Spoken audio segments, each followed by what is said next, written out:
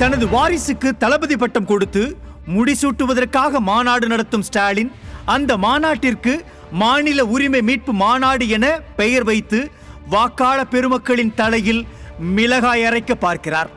இளைஞரணி மாநாட்டோட நோக்கம் மாநில உரிமைகளை வென்றெடுக்கிறதுன்னு இளைஞரணி செயலாளர் உதயநிதி திட்டமிட்டிருக்கார்.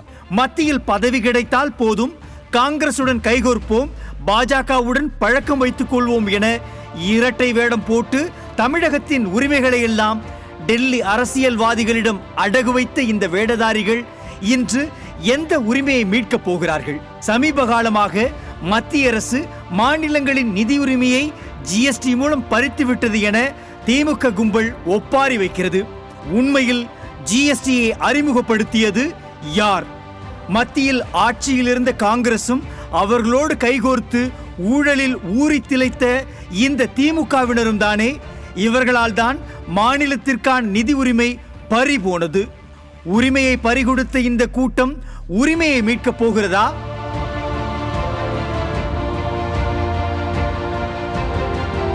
அடுத்தது நீட். மத்தியில் ஆட்சியில் இருந்த காங்கிரசும் அப்பொழுது மத்தியில் கூட்டணியில் இருந்த திமுகவினரும் தான் நீட் தேர்வை அறிமுகப்படுத்தினர். மத்தியில் அமைச்சராக இருந்தபொழுது இவர்களால் கொண்டு வரப்பட்ட நீட் தேர்வுதான் இன்று பல மாணவர்களின் உயிரை காவு வாங்கியிருக்கிறது. ஏழை எளிய மாணவர்களின் மருத்துவ கனவை பதவி அதிகாரத்திற்காக அடகு வைத்த இந்த கும்பல் உரிமையை மீட்டு கொடுக்க போகிறதா? அடுத்தது ஜல்லிக்கட்டு. ஜல்லிக்கட்டு தடைக்கு யார் விதையிட்டது? மத்தியில் ஆட்சியில் இருந்த காங்கிரஸ் வனத்துறை அமைச்சரின் மூலமாக ஜல்லிக்கட்டுக்கு தடையை ஏற்படுத்தியது.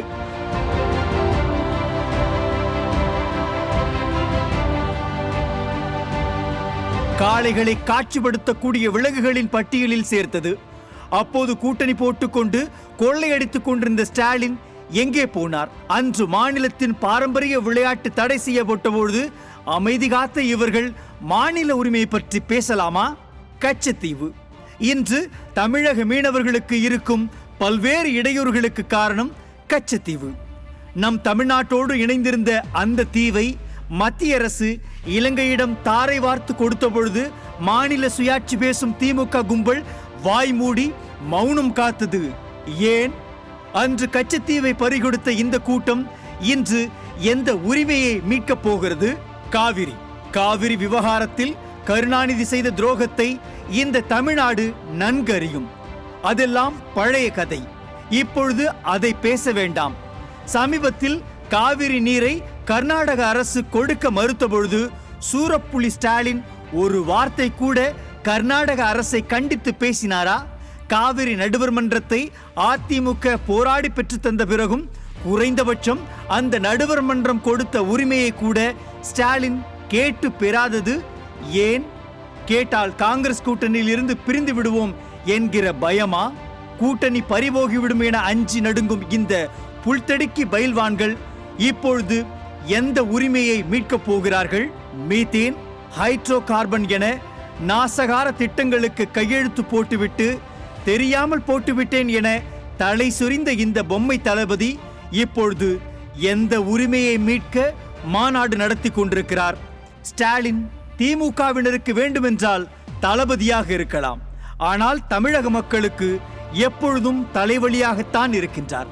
இப்பொழுது அவரது மகன் தலைவலியாக உருவெடுத்திருக்கிறார். இது கொள்கைக்காக நடக்கும் மாநாடு இல்லை, கொள்ளையடித்ததை காப்பாற்றிக் கொள்ள நடக்கும் மாநாடு. இது மாநில உரிமைகளை பேசும் மாநாடு இல்லை. திமுக எனும் கம்பெனியின் சொத்தில் யாருக்கு என்ன உரிமை இருக்கிறது என்பதை தீர்மானிக்கும் மாநாடு. இது தமிழக மக்களுக்காக நடத்தப்படும் மாநாடு இல்லை.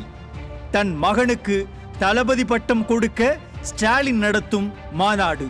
விடியல் தருகிறோம் என்றவர்கள் இப்பொழுது உரிமை மீட்போம் வா என்கிறார்கள். தமிழ் சமூகம் உஷாராக வேண்டிய நேரம் இது. தேர்தலுக்கு தேர்தல் நாடகமாடும் கும்பலை நிராகரிக்க வேண்டிய நேரம் இது.